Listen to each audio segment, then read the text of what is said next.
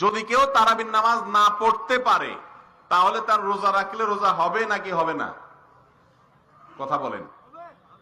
তারাবি নামাজ যদি কেউ না পড়ে, তারাবির সালাত যদি কেউ না পড়ে, তার সিয়াম বা রোজা হবে? হবে। আমাদের দেশে মানুষ মনে করে যে তারাবি না পড়লে কি হয় না, রোজা হয় না। আসলে তারাবির সাথে রোজার সম্পর্ক নাই। তারাবিরা পড়লে সব হবে, কিন্তু তারাবি কেউ না পড়লে যে তার রোজা হবে না এমন কোনো কথা। কিন্তু তার মানে কি তারাবি পড়বেন না?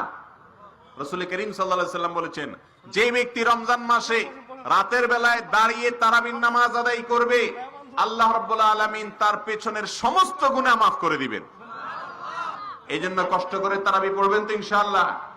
ইফতারিতে আমরা যে খাই ছোলা বুট, খায়া পেট ফুলায় ফেলাই বুট বুট ফুট ফুট করে, তারাবির নামাজটা সুন্দর মতো যদি আপনি আদায় করেন, ধীরে স্থিরে ভাবে আদায় করেন, তাহলে দেখবেন আপনার নামাজের পরে পেটটা ফ্রেশ হয়ে গেছে ইনশাআল্লাহ।